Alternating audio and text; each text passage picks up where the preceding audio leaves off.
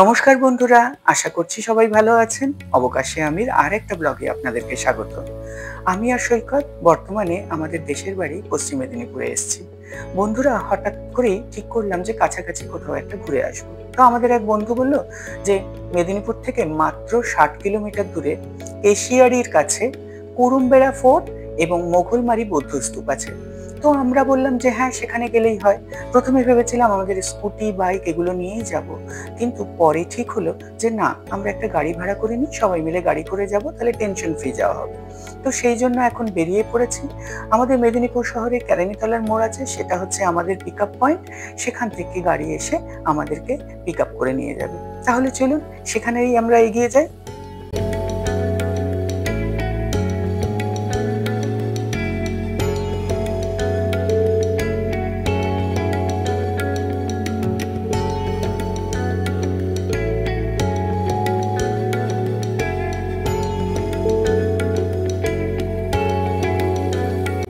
টোটো ধরে আমরা আমাদের পিক আপ পয়েন্টে চলে এসেছি, আর সেখানে আমাদের আরেক বন্ধু থাকার কথা।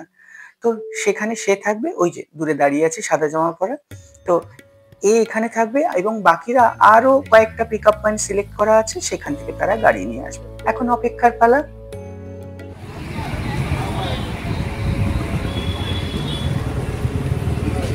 কি হলো? আমাদের গাড়ি এসে গেছে, এক এক করে আমরা কিন্তু সবাই উঠে পড়েছি, আর একজন বাকি আছে সামনের পয়েন্ট থেকে উঠবে। সে উঠে পড়লেই আমরা টোটাল 7 জন আমরা কুরুমবেড়া ফোর্টের দিকে এগিয়ে যাব। প্রথমে মেদিনীপুর শহর, তারপরে খড়গপুর শহর। খড়গপুর শহর ক্রস করলে আমাদের কেশিয়ারি রোড ধরে আমরা যাব কুরুমবেড়া ফোর্টের দিকে। চলুন তাহলে আমরা এগিয়ে যাই আস্তে আস্তে।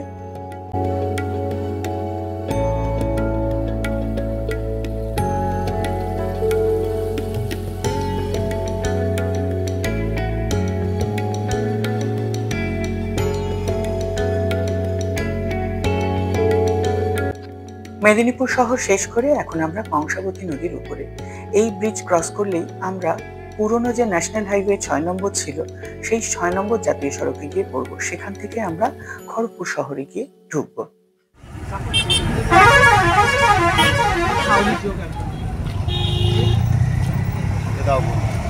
এই গুরুমা কে রে তোর? তো গুরুমা কে? কার আঁচল নিয়েছিস? ও ভালো আছিস মা? একজন ট্রান্সজেন্ডার বোনের সঙ্গে আমরা একটু কথাবার্তা বললাম, তার সঙ্গে একটু খুনসুটি হাসি মজাকও করলাম, করে আমাদের গাড়ি এগিয়ে চললো খড়গপুর শহরের দিকে। খড়গপুর শহরটা না পুরো রেলের শহর, রেল কেন্দ্রিক একটা শহর এবং বেশ ঘিঞ্জি। কিন্তু বর্তমানে রাস্তাঘাট বেশ প্রশস্ত করা হয়েছে, কিন্তু খড়গপুর শহরে গেলেই বোঝা যাবে আসল যানজটের চিত্রটা। চলুন এগাই।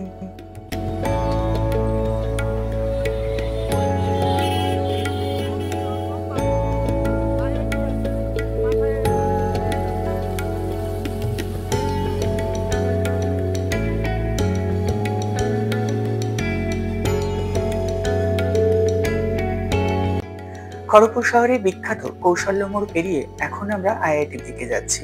আর এই বাংলোগুলো হচ্ছে রেলের আধিকারিকদের বাংলো। সেই রাস্তা দিয়েই এখন আমরা চলে এসেছি একটি পেট্রোল পাম্পে। পেট্রোল নিয়ে আমরা আবার আইআইটি সোসাইটির দিকে এগিয়ে যাব।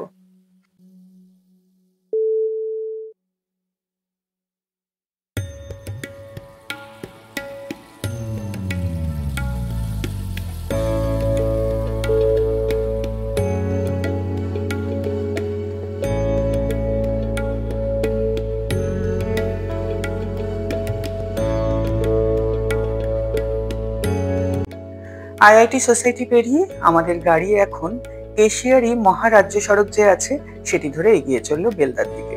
সেখান থেকে কুকাইগ্রাম থেকে আমাদের কুরুমবেড়ার রাস্তা আলাদা হবে। তো আমরা এখন সেদিকেই যাচ্ছি। ফাঁকা রাস্তা, গাড়ি আমাদের দুর্বার বেগে চলছে, আর চারিপাশের এই প্রাকৃতিক মনোরম দৃশ্য সেটা দেখতে দেখতে সত্যি এই জার্নি এক ফোঁটাও মনে হচ্ছে না যে জার্নি। দু সাইডে শাল জঙ্গল, ইউক্যালিপটাস, ধান ক্ষেত।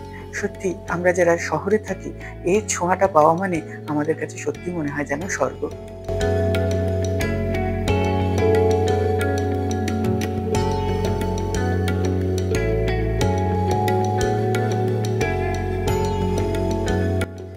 গ্রাম বাংলার সৌন্দর্য দেখতে দেখতে আমরা পৌঁছে গেছি কেশিয়ারি মোড়। এখান থেকে মাত্র 2 কিলোমিটার কুকাই গ্রাম। সেখান থেকে আমাদের গাড়ি ডান দিক নেবে। ডান দিক নিয়ে আমরা পৌঁছবো গগনেশ্বর গ্রাম। সেই গগনেশ্বর গ্রামেই আছে কুরুমবেড়া ফোর্ট। এই যে আমরা চলে এসেছি, এখান থেকেই আমাদের গাড়ি ডান দিকে নেবে। এই ডান দিক হচ্ছে গগনেশ্বর গ্রাম। চলুন এবার আস্তে আস্তে আর 2 কিলোমিটার, তারপরেই আমরা পৌঁছে যাব কুরুমবেড়া ফোর্টে।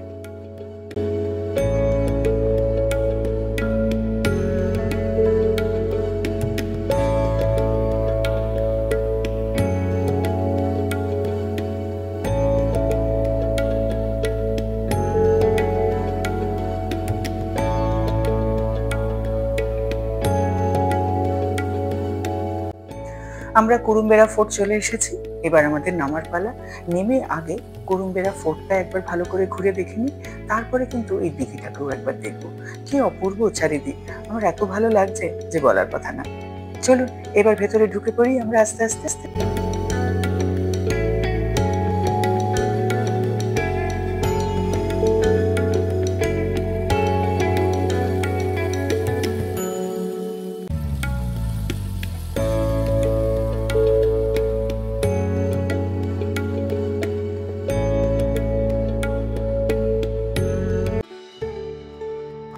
কুরুমবেড়া দুর্গ বা কুরুমবেড়া ফোর্ট পশ্চিম মেদিনীপুর জেলার একটি প্রাচীন স্থাপত্য, যা ওড়িশা এবং মুঘল স্থাপত্য শৈলীর সংমিশ্রণের জন্য বিখ্যাত। যদিও এতে দুর্গের মতো সাধারণ প্রতিরক্ষামূলক বৈশিষ্ট্য নেই, তবুও ইতিহাসে এটিকে কিন্তু দুর্গ নামে আখ্যায়িত করা আছে। চলুন এবার ভেতরে ঢুকে পড়ি। ভেতরে ঢুকে ভেতরে কি কি আছে সেগুলো একটু আমরা দেখে নিই।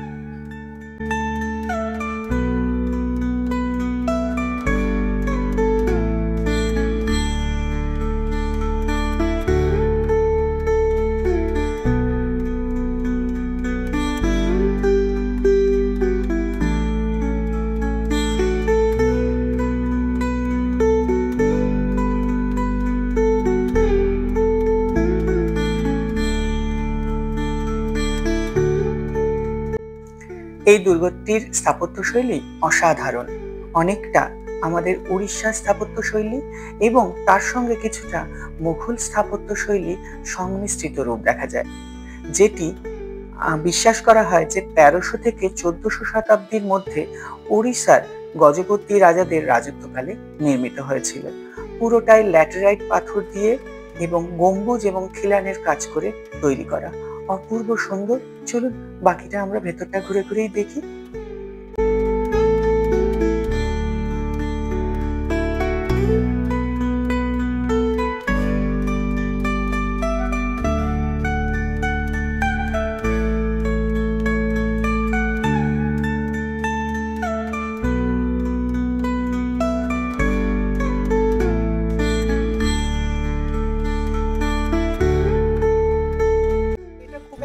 প্রচলিত নয়, কিন্তু আমাদের কিছু পরিচিত লোক যারা এখানে থাকে তারাই হঠাৎ আমাদেরকে এই খবরটা দিল যে কুরুমবেড়ায় একটা সুন্দর ফোর্ট আছে, সেখানে গিয়ে একবার ঘুরে আসা যায়। তো সেই মানে হঠাৎ করেই প্ল্যান চলে আসা। আর এই হচ্ছে কুরুমবেড়া ফোর্ট।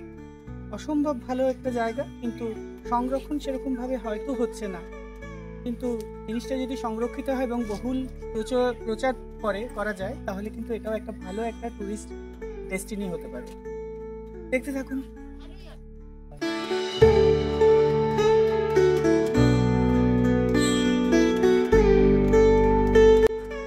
সামনে যে 3 গম্বুজ বিশিষ্ট মসজিদটি দেখছেন, এই মসজিদটি 1699 সালে ঔরঙ্গজেবের রাজত্বকালে মোহাম্মদ তাহির দ্বারা নির্মিত হয়েছিল। চারিদিকে 10 থেকে 12 ফুটের ল্যাটেরাইট পাথর দিয়ে বিশাল দুর্গের প্রাচীর, এবং এই প্রাচীরের ভেতরে মানে কুরুমবেড়া ফোর্টের একদম মধ্যে একটি শিবের মন্দিরের ধ্বংসাবশেষ দেখতে পাওয়া যায়। চলুন বাকিটা আমরা কিন্তু ভেতরেই ঘুরে ঘুরে দেখে নিই।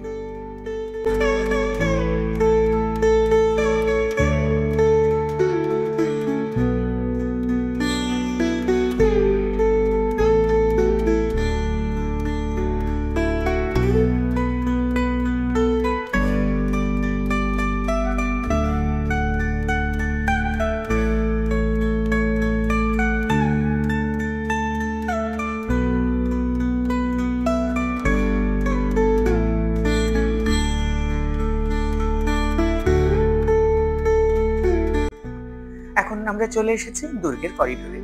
এই করিডোরটি কিন্তু চারিদিক দিয়ে ঘোরানো এবং করিডোরের ভিতরের কাজগুলো কিন্তু অসম্ভব সুন্দর।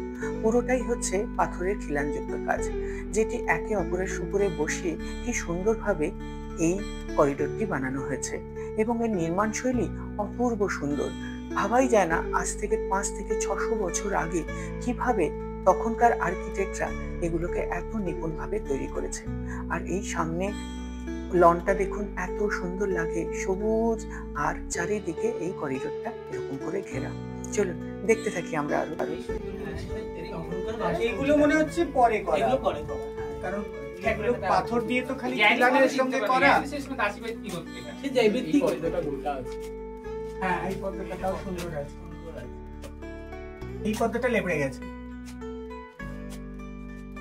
ঠিক আছে, চল হয়ে গেছে।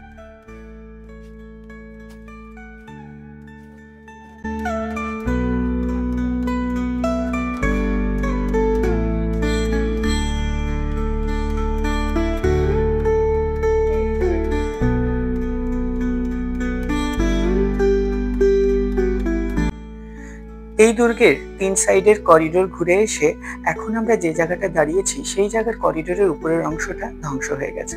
বোঝাই যাচ্ছে বহুদিন ধরে এটিকে ভালো করে সংরক্ষণ করা হয়নি। এখন আমরা যে করিডোরটা এসেছি এটা হচ্ছে উত্তর দিকের করিডোর।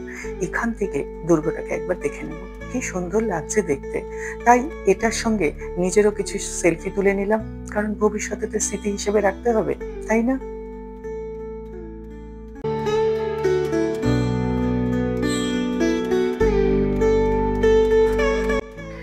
এই কুরুম্বেরা দুর্গের যে শিব মন্দিরটি ধ্বংস করা হয়েছিল সেটির ধ্বংসাবশেষ হচ্ছে এই যে এটি।